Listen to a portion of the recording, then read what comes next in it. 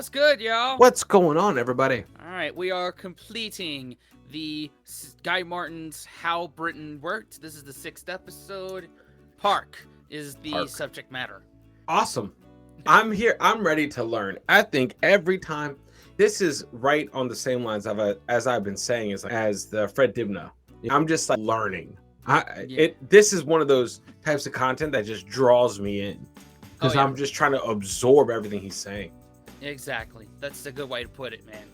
So I'm pretty sure we've already gotten suggestions for other ones. If it's British Irish related, it goes on ETS.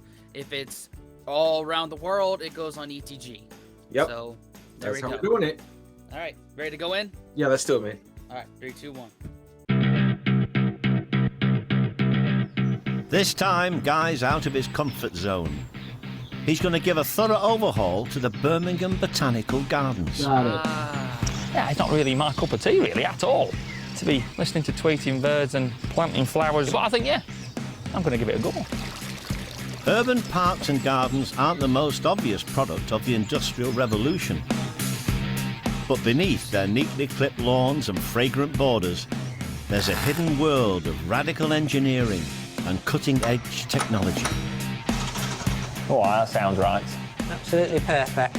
As Guy goes to work, he'll uncover stories of the Victorian middle classes living in fear of the degenerate poor, packed into city slums. You're living on top of each other. Have to wait for them to fall asleep and then stack them up in the corner and let the next one go to sleep. They're just houses that have been chocker. And intrepid plant hunters, risking their lives in the farthest corners of the British Empire.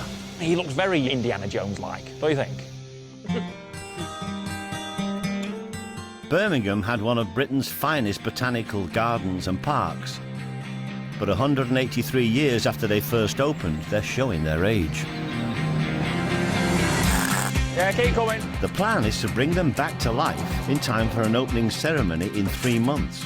That means there's an enormous amount of work for Guy and the team of experts he's joining. The showpiece glasshouses need a top-to-toe refurbishment. It's a bit of a mess up there, isn't it? Keep blowing. Keep blowing. And Guy will have to master the art of glassmaking by hand. Jump knackered. I think we'll have another go. Yeah, let's have another go. He'll also try and replicate the precision of the 19th century workers who built the very first lawnmower. Let's go on. Yeah, go on. Kick some grass. And rebuilding the Himalayan rock garden will need some heavy-duty engineering. All the land's caving away. Big job, really. Wow.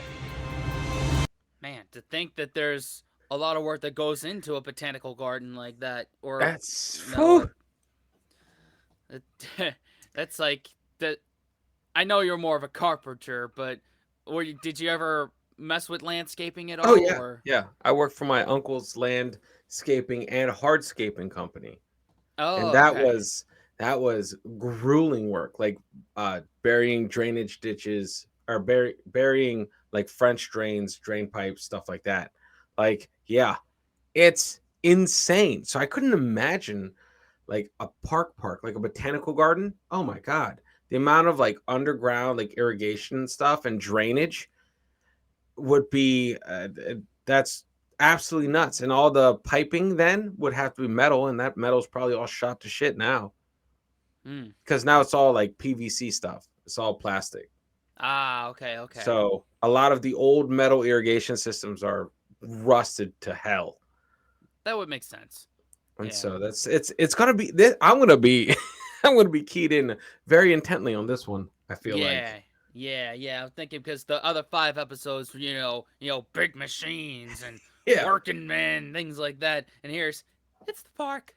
But there's a lot of work to be done in the park. A lot of work. Blowing glass. I can't wait to see how that plays into it. Yeah. By the 19th century, Britons felt that they owned the world. The empire stretched across 14 million square miles and 63 countries. They wanted to bring the riches of their planet back home to show off in the hearts of their big cities. And to do it, they created extraordinary new buildings on an unprecedented scale. Great glass houses. The most famous was Crystal Palace, built to house the Great Exhibition of 1851. It took 2,000 workers just 8 months to complete, using over 300,000 individual panes of glass. It was destroyed by fire in 1936. The greenhouses of Birmingham's Botanical Gardens were glazed by the same firm, the Chance brothers of Smethwick. And fortunately, this example of their work still survives today. Wow. Guy's first job is cleaning some of their 2,000 panes. I don't know, I don't mind a bit of window cleaning. Okay? You know, it's 1832 this place was put up. It was no surprise it needs a bit of TLC. So we need to keep these clean, no? Yeah, we need to get the sunlight to the plants. That's what keeps them going. Creating huge greenhouses filled with rare and exotic plants was only made possible by a revolution in glass-making technology. I think the muck's on the inside.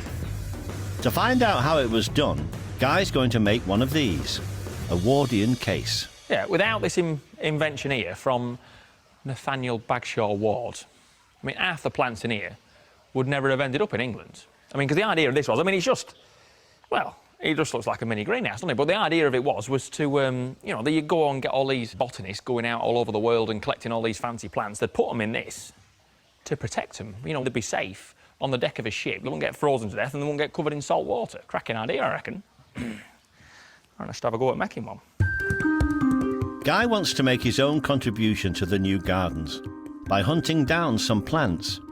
The case will be the perfect place to store them. We're a bit short of glass, and that's why we're here. We're going to make some traditional style flat glass, and I'm going to blow some glass. I don't quite know how I'm going to do that. Guy's here to try and learn the cylinder method, where a long cylinder of glass is cut along its length and then flattened out to make a sheet. It's a method that the world-famous Chance brothers, who also glazed the Houses of Parliament, pioneered. Walter Pinches still uses the 1830s method to make glass today. You're the only fella here that does this. I'm the only one daft enough. You like how it goes? Hey, go on, yeah, I'm not sure I get stuck in. The process starts with the gather. A hollow pipe is dipped and rolled in a mixture of molten silica, which is derived from sand. All right, again. No, come here. The silica sticks to the end of the pipe and creates a bulb. Over there. Don't burn nobody. Yeah, go on, I've got it. Which is then cooled and rolled in a shaper. After 3 gathers and 3 visits to the shaper, the bulb is big enough. Now start to blow, steady. And Guy starts blowing air into it to inflate it gently like a balloon. Keep blowing. Keep blowing. After a lot of blowing, Guy produces a very passable balloon of glass. Now blow it again, steady. Just get the shape back. That's it. Yeah. Next, it's reheated to 1,000 degrees and carefully swung to make the smooth cylinder shape. Yeah, you won't need a heater in here in the winter, will you? Hey? Wow. Walter demonstrates how it's done. Still spinning it as you're doing that. Wow. Hot, innit? Then it's Guy's turn. Try swinging it. Yeah.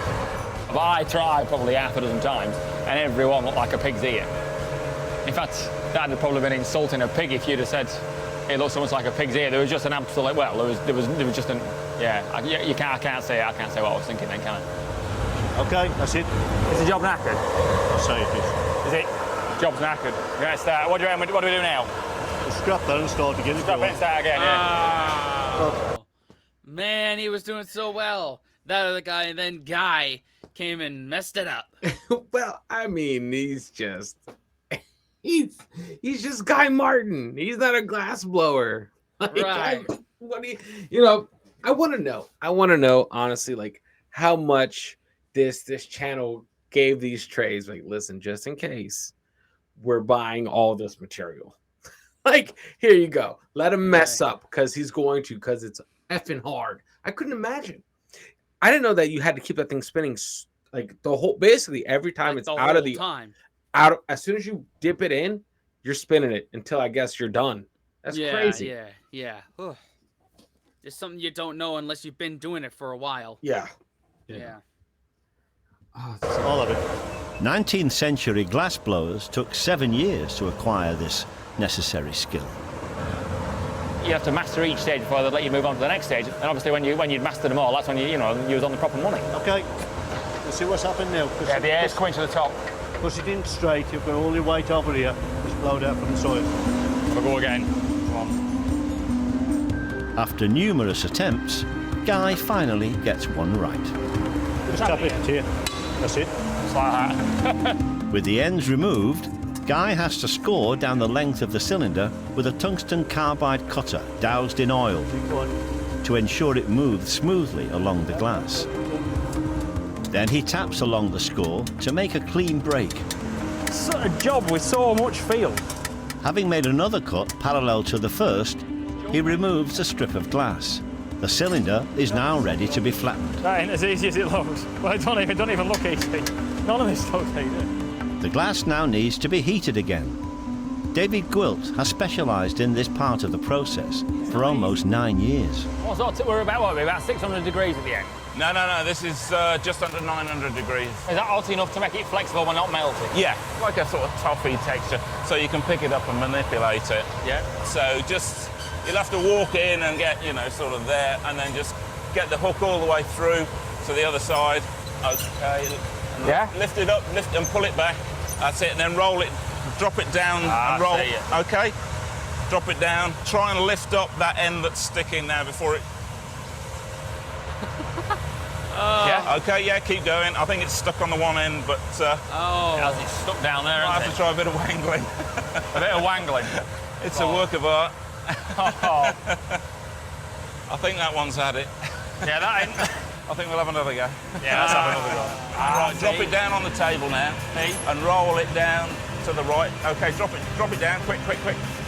And then get hold of that flat and flip it over. Lovely. Yeah? Okay, that's spot on. All right. The next stage is just to get a big block of wood. The heavier the better, really. It makes your job easier. You're ready for a pint at the end of the day? Absolutely. I mean, the old glassmakers, they always used to have bottles of beer by them, but... Bottles of beer? Bottles of beer. Glassmakers were renowned for heavy drinkers because they always had bottles of beer. And, now we have to settle for water. It's not a very good compromise. You're already playing at it, really. Yeah. It's pretty good.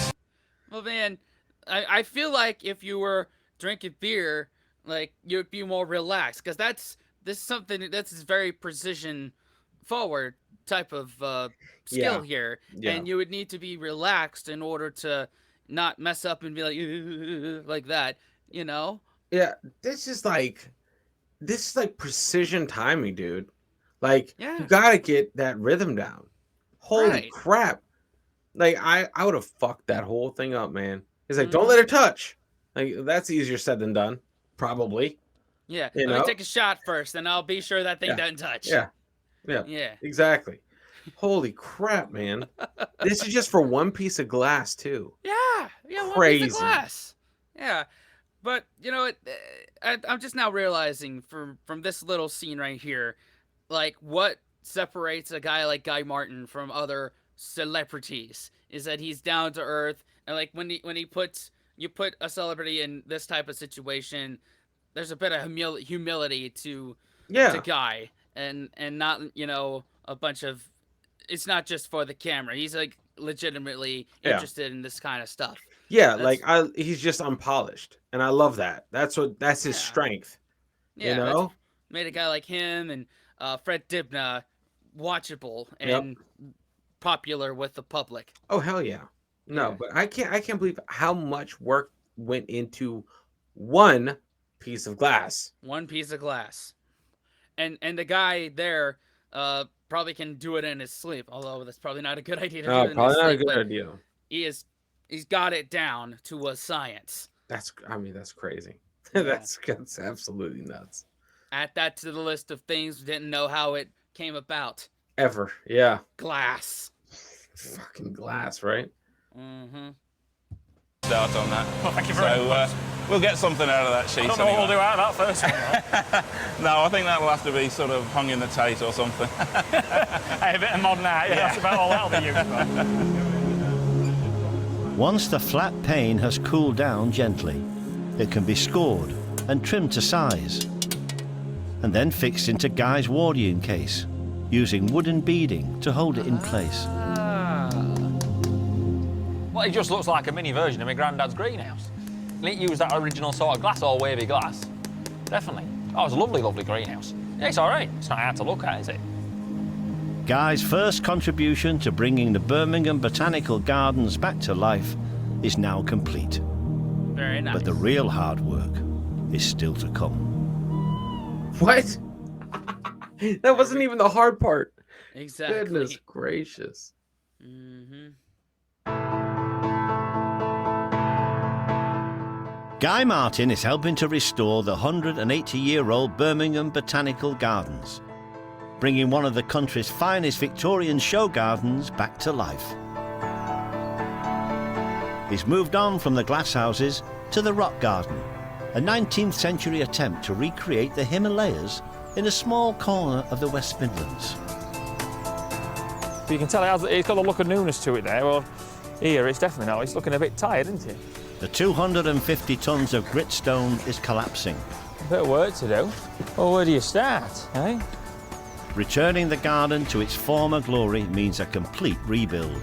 Wow. Oh no, we've got some work on here. There's some work on. We best get stuck in. For this next stage of the challenge, Guy will be working with gardeners Derek Wilkes and Nigel Hopes. How's it going? Not too bad.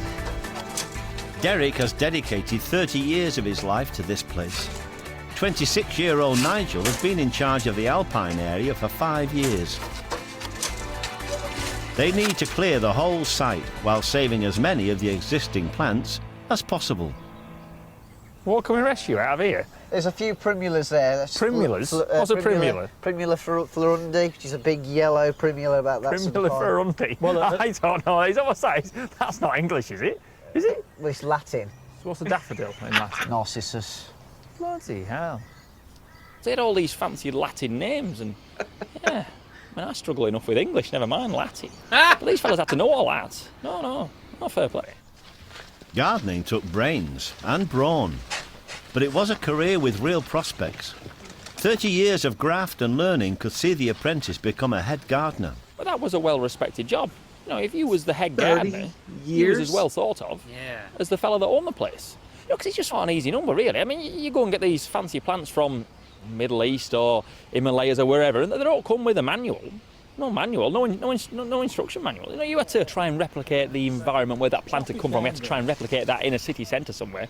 So yeah, that was going to be a challenge in itself, wasn't it? Himalayas, how can you replicate Himalayan weather in the middle of Birmingham? That's not. Yeah, that's an interesting point there. Something I just didn't think about with these botanical gardens is if you got a plant from, I don't know, the Himalayas or, you know, how do you replicate that in another climate? That's crazy to think about. That's crazy to think about even tackling. Yeah. So, yeah. I mean, fair play. But still 30 years. That's crazy. Granted, that's your livelihood. That's your path. There's no diverting from being a botanical, I guess, master, you know, because you're not a florist. It has to be botanical something, right? If you know in the Latin of it. Right. It's like, I know because we have blueberry bushes out here, and the season for the blueberries is pretty much mid-April through, I'd say, late July, early August. And that would be the job of someone who works, the head gardener, is to figure out the environment in which blueberries grow in, say, Birmingham, England. Yeah, interesting. And that's that's crazy. That's actually pretty crazy to think about. Yeah. I mean, that's a crazy, like, you know how you never want to bite off more than you can chew. Yeah. I feel like that's a botanical garden's ethos, is we bit off more than we can chew. Yeah. You got to figure out how this plant will grow. Yeah. Like or a zoo. As an animal, what that particular animal needs. Yeah, pretty much. Pretty much. Whew. Same make as that, is it? It is, yeah. Oh, Primulus ferundi then. That's it. That needs potting up now. All right. Behind the creation of most of Britain's urban parks, there was a deadly serious intent. The middle classes saw them as an antidote to one of the greatest social problems of the time. the horrific living conditions in the new industrial cities. Their population had been expanding at a terrifying rate. I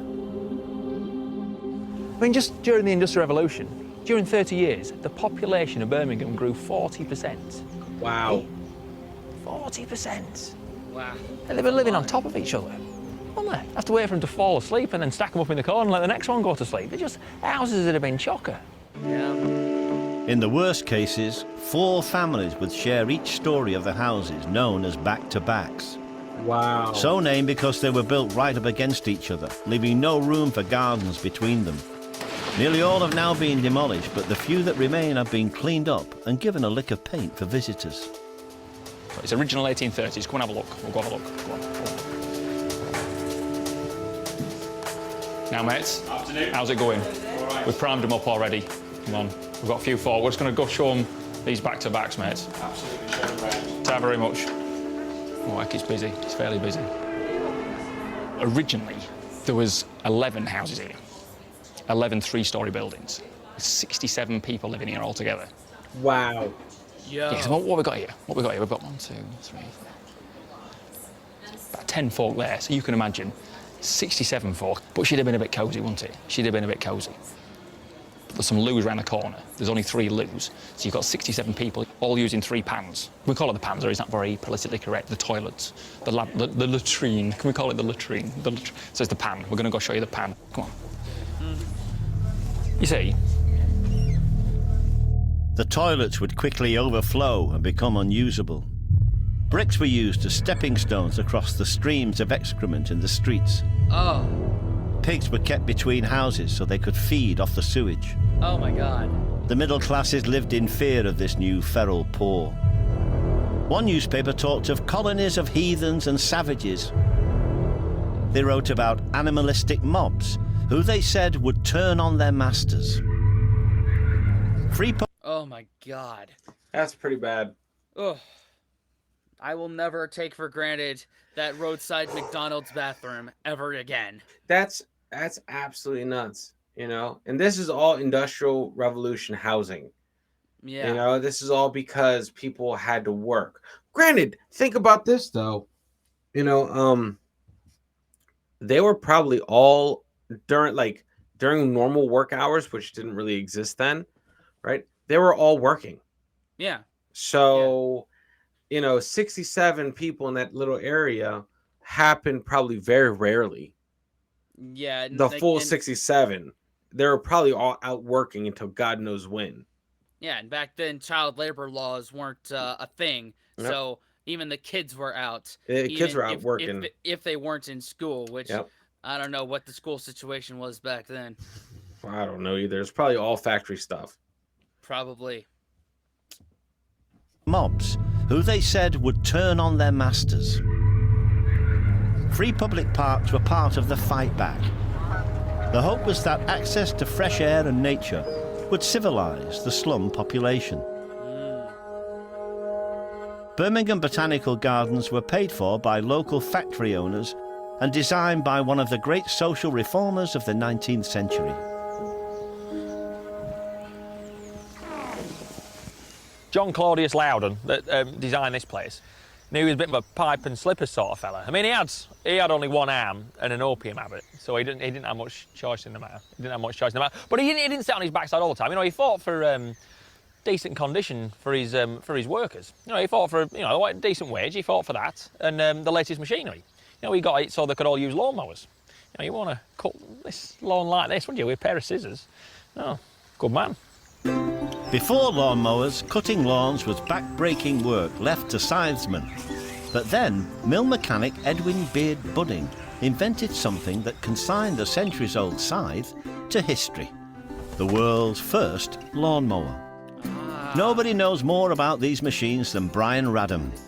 He's a former lawnmower racing champion and curator of the world's only lawnmower museum. Together, he and Guy are going to build a mower according to Budding's original plans. And that's his patent Oh, of how it works. Is it? And what year was that? What was that? 1830? This was 1830. Right, Brian, are we ready? OK, we can Right. take the side frames. Yeah.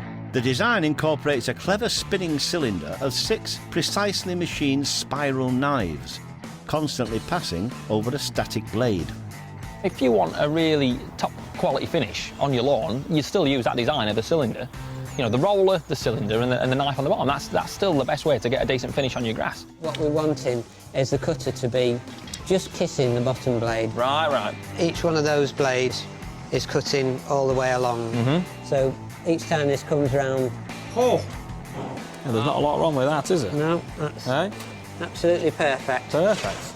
The other clever piece of design was adding a gearing system, so one stride pushing the mower resulted in the cutting blade spinning multiple times.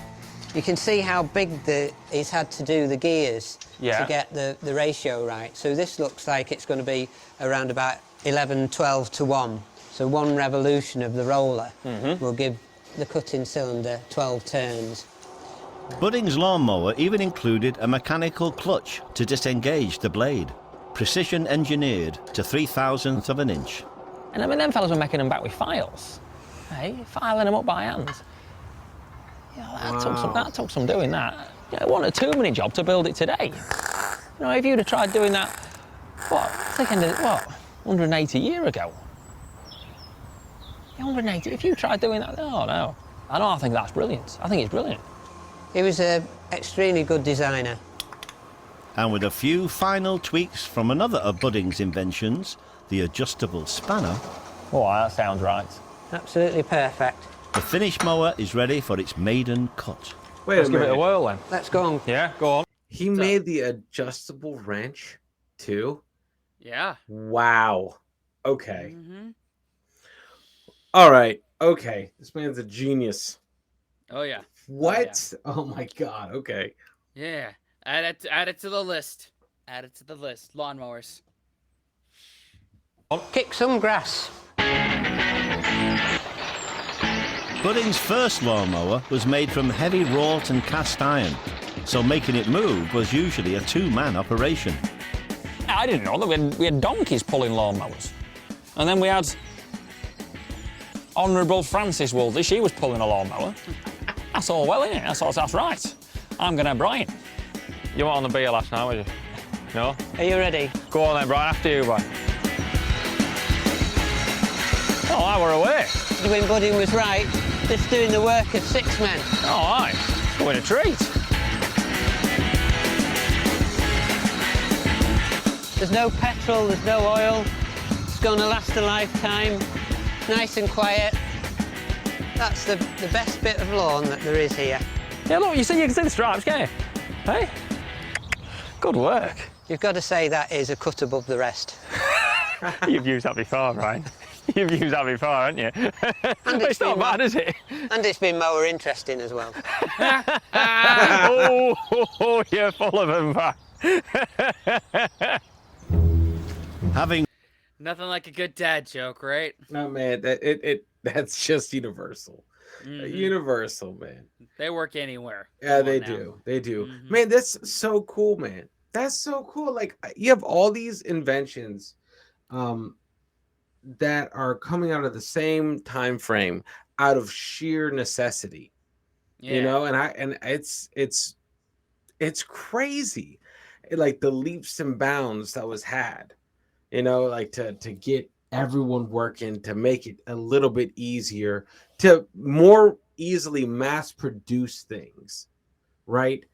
And get ready for, like, I guess, mass consumption is just absolutely nuts.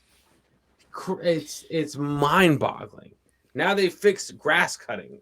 Why? Because they made parks a thing. Holy crap. They had large swaths of land for recreation. So you don't want an unkept park. So you build a lawnmower. Yeah, they created another problem and they created a solution. Yeah. Crazy, dude. Man. raked up his cuttings, Guy heads Boy, going down here. to the compost heap. Sling her on, eh? Right onto the top. Yeah. Books have been written on compost. Fellas have written books just on compost and nothing else. You know, it's not like a small section of the book or one chapter of the book was on compost. No, the whole book was on compost. It's a right in-depth thing. The Romans knew that rotten organic matter made a great fertiliser. Get us warmed up, man. But the Victorians liked to add a gruesome ingredient to the mix. Bone meal. It's not unknown for Bone meal? bone from crematoriums and from battles and things like that being used. All right. Obviously, bone, it being broken down, is very good source of minerals, isn't it? Well, it's a good activator. Not human bones, though, is it? Well, yeah. Human bones, have? Yeah, Right? yeah. Oh, heck, I don't know. The families and It the does- families won't be too pleased. It does sound What's happened a to bit old Alfred? grim. Oh, he got killed in the Battle of Waterloo in whatever year it was, and yeah, they put him on a compost heap. All right. You know, to get the job going a bit better, nice. I mean, I've heard of there's this option instead of being either cremated or buried in a proper cemetery to have your remains be cremated and made into a tree and grow that way. So Interesting. that's I guess it's not too far off from that. I mean, it's not really that taboo. Don't we all end up being part of the soil eventually in some weird hippy dippy way? Yeah, So- yeah, our physical bodies, yes. Yeah, So fair enough. kind of poetic. Yeah, makes Ish. sense. Yep, yeah, you're dead. Well, we'll throw you in with all the other animal shit to make something green. Fitting. Exactly. Something like that. Nitrogen was a big important part of this, and you know the best thing really was to have to pee on them. They come across that, you know, a bit of human pee. So yeah, that was the gardener's loo. You know, you go down the compost heap and have a wee. I don't know about pooing. We don't think that went on really. I don't know. I don't really need a pee, but we need to keep it original. But I get a bit stage fright. Or the little fella does. Hang on. What's she saying? Aim it directly into the heap. Oh, maybe. Maybe. Keep watching. Keep watching. Oh, it's gone. The moment's passed. I'm sorry. Oh. Yeah, sorry. Sorry, boys. Sorry, boys. Yeah, I couldn't go. Sorry. You can't pee on demand. Come on, man. Oh man, he got stage fright. Yeah, hey, why not? He just can't pee. He just don't ask him to do anything. Just not pee on command. Yeah, He can go yeah. 200 fucking miles on 2 tires, but don't ask him to pee. Mhm. Oh God. That's not the part of the body that people will want to see of Guy Martin. There I you don't go, know. man.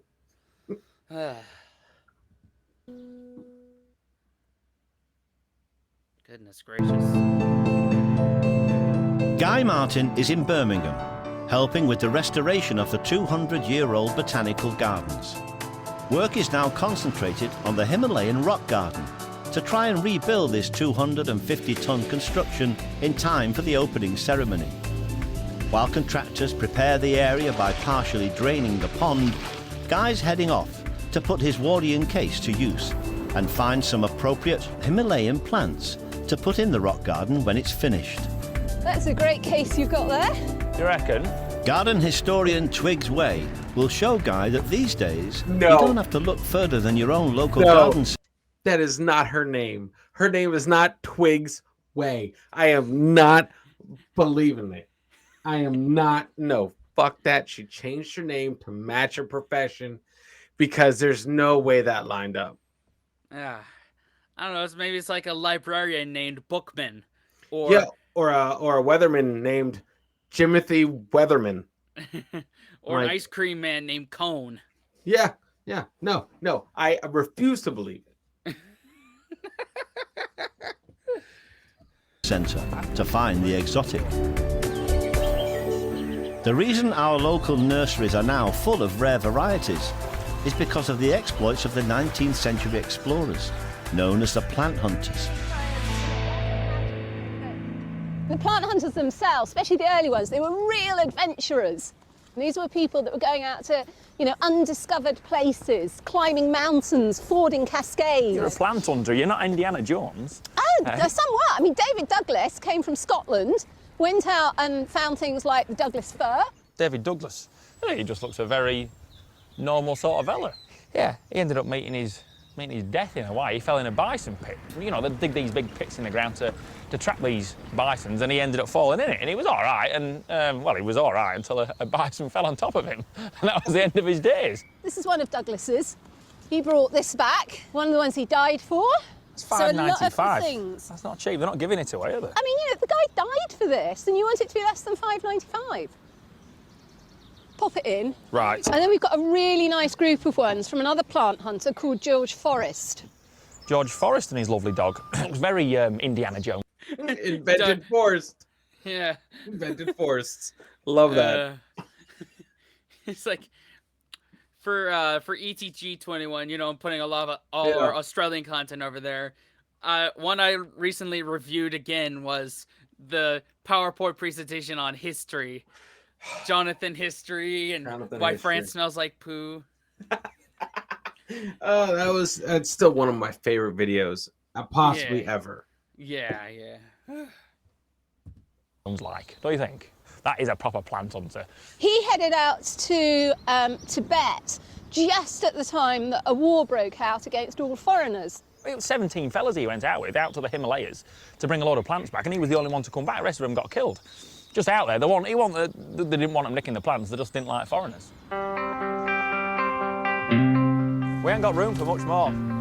Armed with warning cases and steamships, Past the avalanches. The what? the plant hunters were unstoppable. That's it, that little one. Within 15 years of Ward's invention, 6 times as many plants were imported to London's Kew Gardens than had been in the whole previous century. It's not going to fit. We'll bend the little fella over. Don't. It'll be all right. It'll be all right. Don't break it. I won't break it, honestly. It's all right. It's all in hand. Don't worry, lass. No one has died. Back at the garden, Derek and Nigel seem to approve of Guy's work. How's everything looking? There's a few plants in there. Do you like my selection? Very good. All right. Yeah. Yes. A little bit of definitely. colour in the corner. Yeah. And the Lilium regale. Yeah, Very It's, nice. it looks very authentic. Yeah. Oh, the glass. Yeah. I blew that glass. Oh, did you? Yeah, and let it roll out flat, yeah. Guy will need to trust his Wardian case to protect the new plants until they can be put into the rock garden. And that may still be some time off, as the construction team have hit a bit of a snag. The restoration of the Botanical Garden was a bigger job than we first thought, so we've had to get some contractors in to start shifting a few rocks about, and we've come across a natural spring. But just not a stream, like a massive natural spring, and it's chucking water everywhere. It's all the land's caving away. Big job, really. Had to shore it all up, and and face it up with a lot of rocks. Anyway, we've run out of rocks, which is a bit of a problem. And we need to either find some rocks to match, which I don't think we're going to do quite easily, or we're going to have to make one. I think that's what we'll do. In the Industrial Revolution, even nature could be manufactured.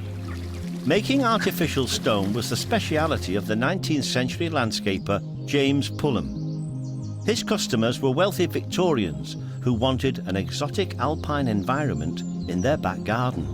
To see how realistic the replica rocks could be, Guy visits the best surviving examples at Dewstow House in Wales. Its owner was Henry Oakley, a director of the Great Western Railway, and he spent part of his fortune on a cunning secret. This is half the secret, is these underground grottos. You see them? This is a bit darker. Watch your head. Wherever you look, it's all rock, or what you think was rock. So this here is the other half of the secret. This idea of Pullamite. It's fake rock. James Pullum. You see what they've done there? Pullamite, James Pullum. It was his idea. It was his secret recipe. It does sound like proper rock, but it's not. It's made up of a bit of rubble or a bit of chicken wire and this mixture of Pullamite. Paste it on, and it just looks like rock. I think it's great.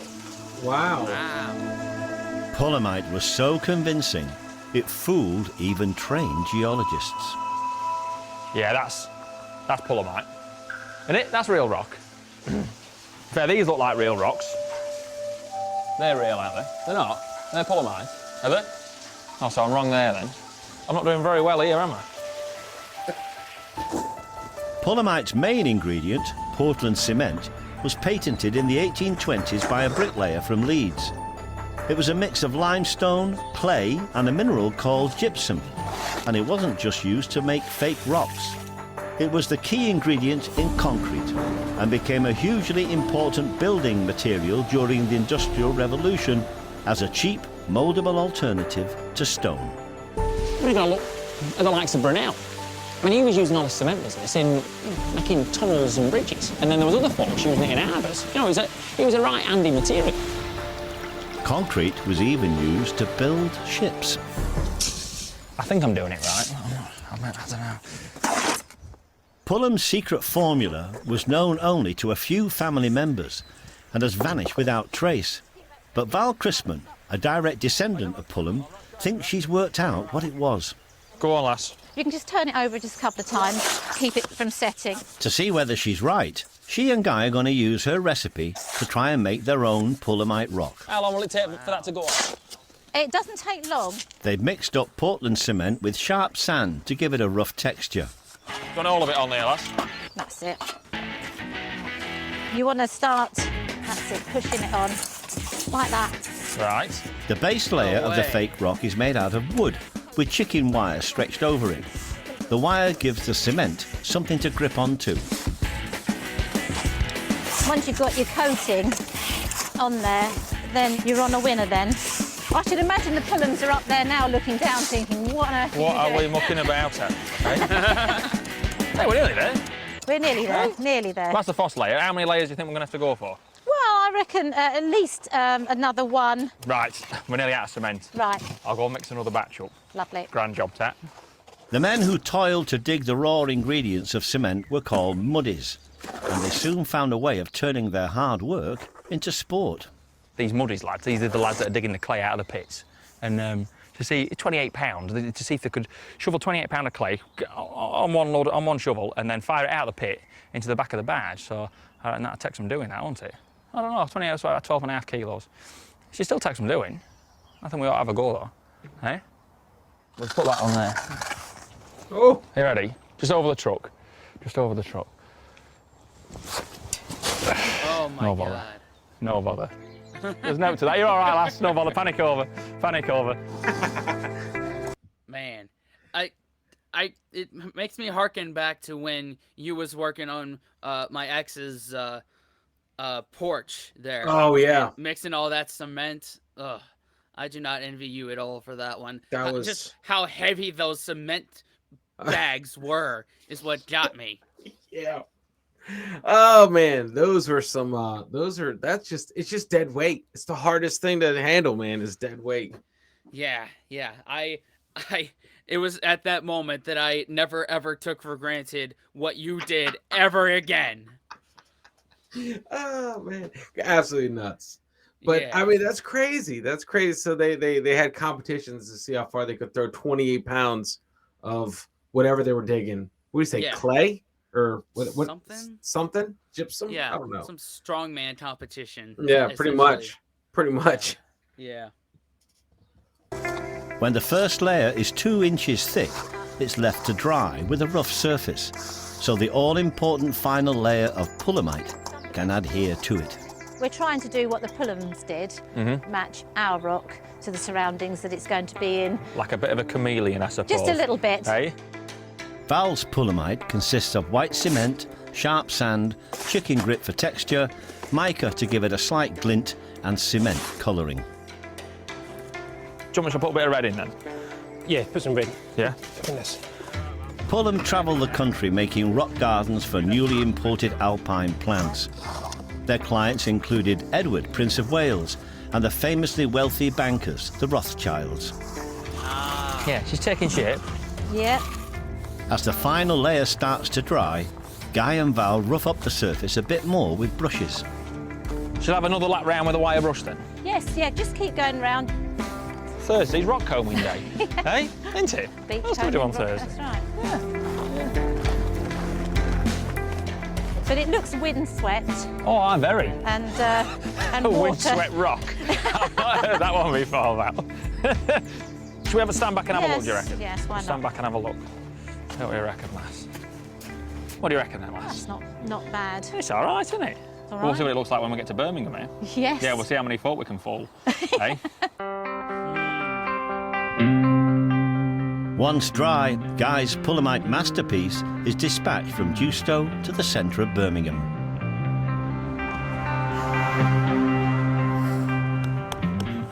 Looks a treat, doesn't it? Looks a treat. Bit of bird poo on there as well, eh? Look at that, very authentic. If I didn't know, it'd have me fooled. Spot on. Moving heavy loads around by road these days is easy. Yeah, I'd say that's passable.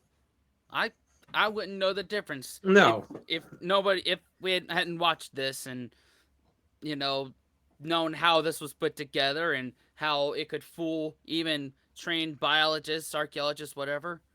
Yeah, I mean, if someone pointed at, like, hey, look at that fucking rock, and I looked at that fucking rock, you know, I wouldn't know the difference. I'd be like, that rock? Like, just kidding, it's this. I'm like, poof, you know, but that looks like a rock. Mm-hmm. But to see just how much tougher it was during the Industrial Revolution, Guys decided to transport his rock on the last part of its journey by horse and cart. What? The Shire horse was a British, no, you say it's a British invention, but it was really, it was, you know, it was bred. It was bred to be that size and that width for doing a certain job, you know, whether it was for pulling carts around or pulling ploughs through fields. You know, it was bred for that job. Steve Ledsham has been working with Shire horses for 35 years. He'll be helped today by Gemma Mackey and Tim Breeze, not to mention Oliver and Casey. These old boys always used to have a bowler hat on when they were buying horses. Right. And they reckoned if you couldn't get your bowler hat between his front legs, don't bother buying him. Is that right? He's not got the strength. You'll get a few bowler hats through there, won't you? You would, yeah. All right then, boys, walk on together. Good lad, keep back. Good boys, together.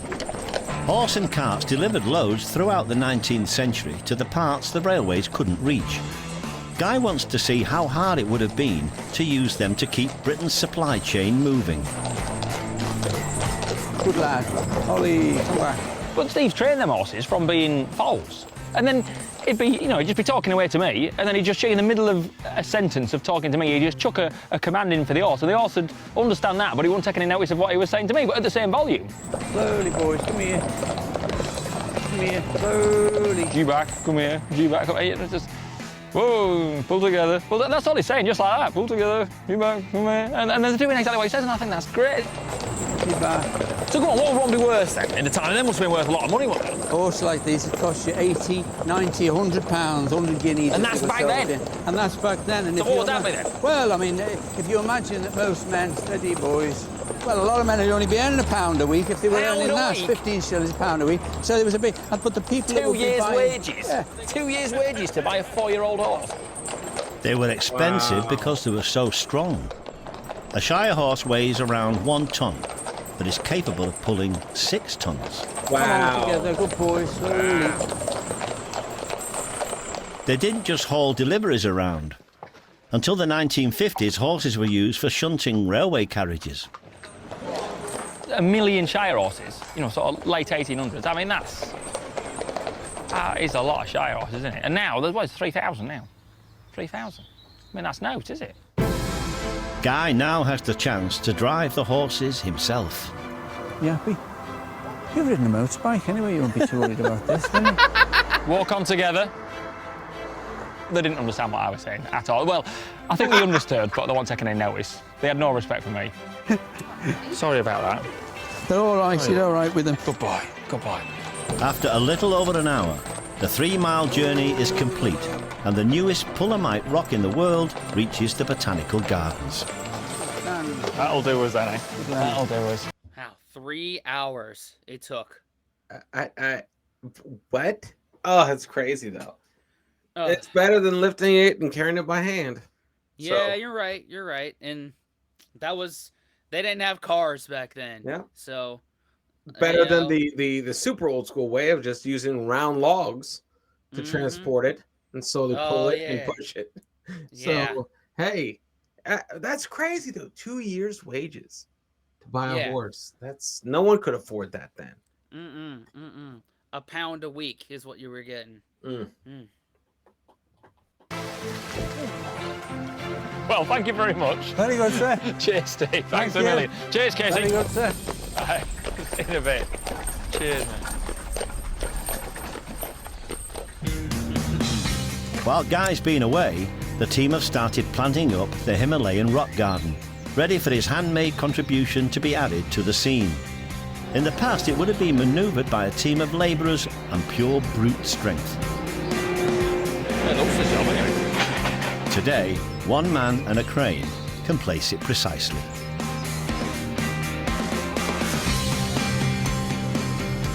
There was stones down there, put in 120 odd year ago, you know, put in with horses and blokes. No machine, nothing like this. Can't shift them now, I've had to bury over the top of them, can't shift them now. Impressive, impressive. A few minor adjustments help to get the rock bedded in. I think. Yeah. Have a look, see what it reckons. Just look at that, and I think that looks like a rock, doesn't it? 100%. The garden's grand opening is rapidly approaching, but Guy has one finishing touch to add. Trying to make it work in time will stretch his engineering know-how to the limit. Ah, the water. Wow.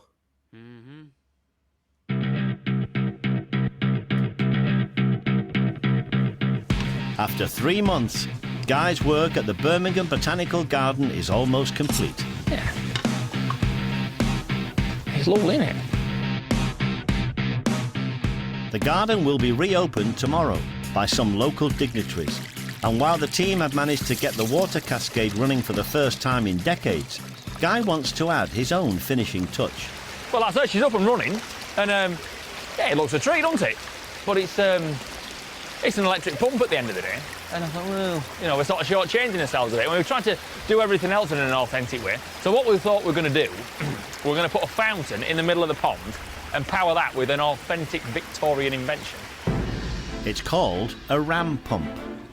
The ingenious design doesn't require an engine or fuel. Instead, it relies on gravity, harnessing the energy of water flowing down a hill. This could be found in every 19th century park or estate. And they didn't just power fountains. Ram pumps did crucial work irrigating farms. Today they're still used all over the world to provide clean water to remote communities. To help install one, Guy's asked Charles Doble along, who's in charge of the family business that's been making ram pumps since 1774. Charles has a cutaway model to explain how this revolutionary pump works. So the water will run down the drive pipe and into the ram. This is the bed of the ram, and then it will run out through the pulse valve, and as it does so it increases in speed, and as it increases in speed the amount of water coming out through these ports increases, and it gets to the point at which this valve rubber will snap shut. When the rubber valve shuts, the water recoils back, and the only way it can now escape is up, through a one-way valve. The pressure now building up in the air vessel pushes the water back down. It can't go back through the one-way valve, and so it rushes through the outlet with an amazing amount of force. That's what's going to go to a fountain. This will go to the fountain. As the water is forced out, the pressure inside the pump drops. The valves open and the whole process repeats itself again, resulting in a constant jet of water. And distance-wise, it would pump as far as you like. It would pump the other side of Birmingham. You all right there? Ah, yeah, no bother. Yep. No bother. Guy and Charles are going to use a water butt, hidden on a hill above the pond as their water supply. Right, are you there? Yeah, 2 minutes. With only 2 moving parts, most of the ram pumps installed in the 19th century are still working. Tell me if you want me to lift it up or down or anything. Yeah, that's tight. Right, so what we've got to do now is screw the bed onto the ram here. Yep. Yeah? Yep, that'll do. Yeah. And I'll put that on there. Stick the back a bit more, Guy. We're nearly ready to fire it up. Are you suitably excited? Oh, hi. So let's go for it and see what happens. Let's open it right up. Right, so that's good. The pressure in the pump is rising. Now the fountainhead needs to be connected. My word. Right, well, if you get your waders on, we'll get this fountain into the water. No problem. I can see someone getting wet here. No, I think you want to go in, further than that. We're all right. We're all right. Make sure it's upright, Guy. We can't have a... That's all cockeyed. Ah, look how... Jeez, I'm wet. So here goes. She's starting. Right.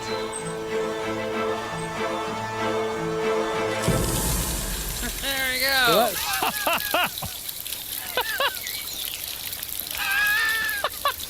I didn't think it'd go as high as that. There. Hey, yo.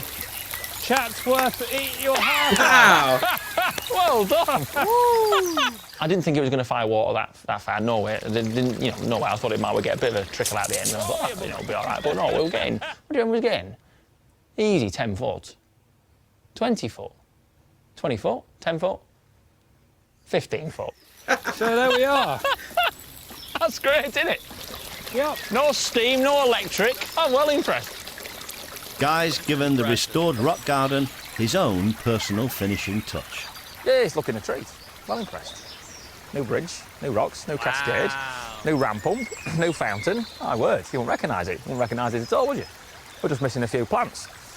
We'll go see if they survived in the Wardian case. Derek and Wow, add that to the list. Add that to the list. Crazy, man. Oh, God. I love this freaking series. Nigel are back to help put Guy's plants in the garden. What do you reckon? Has it done the job? Well, I think so. Yeah. They've survived? Yes. Yeah. Right, so, ready for action? Yeah. Spot on. Let's skip them out first and we'll see what we've got. Guy's keen, but not necessarily helping. Leaving footprints is very unprofessional, and we're also compacting the soil by walking on it. So we sort of just titivate the soil up afterwards. Footprints in the soil is a bad look. Especially because we're a public garden. Presentation is everything. The garden's now full of Guy's plant hunter trophies. But even after all his learning here, the truck mechanic seems to have met his match. Back when the botanical gardens first opened, I'd have to learn how to keep them and what food the plant liked and what temperature it liked to be kept in and what soil it wanted and what. It's just endless, absolutely endless. I think I'm fascinated by it. Fascinated. I'm just massive amount of respect to it, and I can quite happily hold my hands in and say yeah, it's not in me. I wouldn't be good enough to be a head gardener. I couldn't take on that much information. I've got enough ramble going on up there.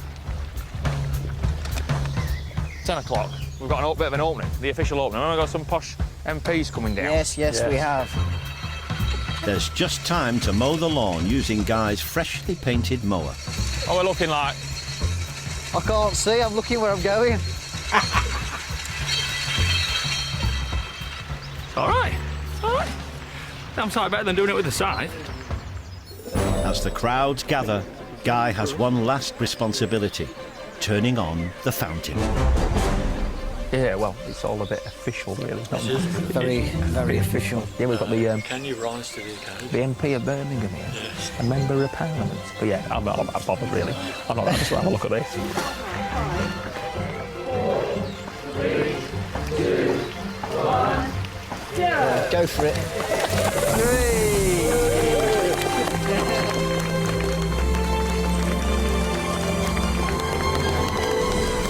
I must admit, Guy, I do prefer the turning of the ram pump to the cutting of the ribbon. It's a bit more impressive, isn't it? Isn't it? You got the best job. When we first came here 3 months ago, I mean, it wasn't a bomb site, was it? But it wasn't far off. Guy and Val's handmade Pulamite rock is blending in perfectly, as are his hand-picked plants. And the magnificent glasshouses he helped clean are showing off the spoils of Victorian exploration. Well, it's right, isn't it? It's still spectacular, isn't it? I'm not a flower man, but it's still impressive. The green spaces in our towns and cities were one of the Victorians' greatest gifts to the future. Now, thanks to Guy and the team here, Birmingham's gardens have been preserved for many generations to come. I was hoping that some of the songs would come up, but anyway, this was fun. Hey, this was a very fun episode. I wasn't expecting this in this particular series. No, because you wouldn't think about it. It's unfortunate. It's just out of everything in the Industrial Revolution, this is definitely overlooked by not just probably a great majority of people. And that's its own freaking job right there. Right, and it's just seeing these posh pinkies up affair, but it was wouldn't have thought about how it would play into the society of fighting fresh air and Green nature in a time where people are living 67 people in 11 homes, things like that. I didn't think about that until this one. Because I feel like the Industrial Revolution is about making shit. Well, they had to make an escape for everyone. That was just as necessary as making shit during that time. And so I like I didn't even think about that. How important that was to actually see that green in a world of, I guess you would call it like not the fog, help me out, smog at that time, probably. Doom and gloom. So cheers, man. That's awesome. Good on them, man. And that's it for this series, man. That's it for this series. But we was thinking that Sundays would be just for docu-series, but I'd be okay with exclusively Guy Martin until we've run out of British stuff that he's talked about. Why not? Like that. Yeah. Hey, listen, I've read those comments, and everyone's there for it. Guy Martin is beloved, and we love him here too. So shit, I'm fine with that. I'll be all right with that. Y'all let us know down below. Yep. And somewhere around, subscribe, watch another video after that. And after that, Dan. Unplug and do something epic, guys. Exactly. And see you in the next one. Later. Fellas, we could be that mistake. Let's do this.